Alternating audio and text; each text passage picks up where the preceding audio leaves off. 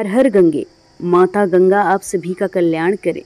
मित्रों, गंगा दशहरा आ चुका है। ऐसे में गंगा दशहरा व्रत कथा सुननी और पढ़नी बेहद आवश्यक हो जाती है।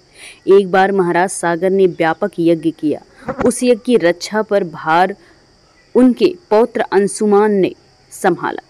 इंद्र ने सागर के यज्ञीय अश्व का अपहरण किया। ये यज्ञ के लिए विघ्न था। परिणामतः अंशुमान ने सागर के 60,000 प्रजा को लेकर अश्व को खोजना शुरू किया। सारा भूमंडल खोज लिया पर अश्व नहीं मिला। फिर अश्व को पाताल लोक में खोजने के लिए पृथ्वी को खोद गया। खुदाई पर उन्होंने देखा कि साक्षात महर्षि कपिल के रूप में भगवान तपस्या कर रहे हैं। उन्हीं के पास महाराज सागर का अश्व चर रहा है। प्रजा उन्हें देखकर जोर जोर से चिल्लाने लगी। महर्षि कपिल की समाधि टूट गई। ज्यों ही महर्षि कपिल ने अपने अग्नेय नेत्र खोले तो सारी प्रजा भस्म हो गई।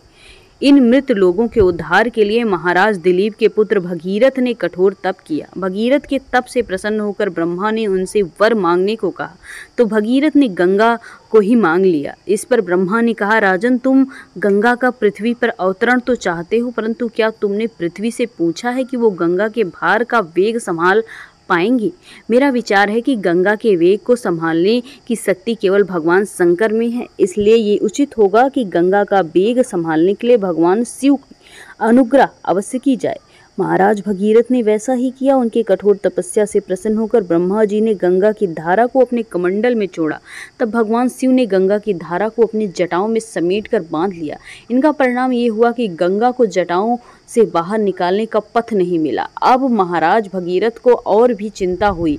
उन्होंने एक बार फिर भगवान शिव की आराधना में घोर तप शुरू किया। तब कहीं भगवान शिव ने गंगा की धारा को मुक्त करने का वरदान दिया। इस पर शिव जी की जटाओं से छूटकर गंगा जी हिमालय की चोटियों में कलकल निनाद करके मैदानों की ओर मुड़ी। इस प्रकार भगीरथ पृथ्वी पर गंगा का वरण करके बड़े भाग्यशाली हुए। उन्होंने जनमानस को अपने पुण्य से उपकृत किया।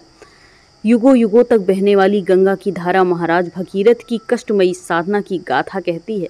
गंगा प्राणी मात्र को जीवन दान ही नहीं देती, मुक्ति भी देती है। इसी कारण भारत तथा विदेशों में भी गंगा की महिमा गाई जाती है।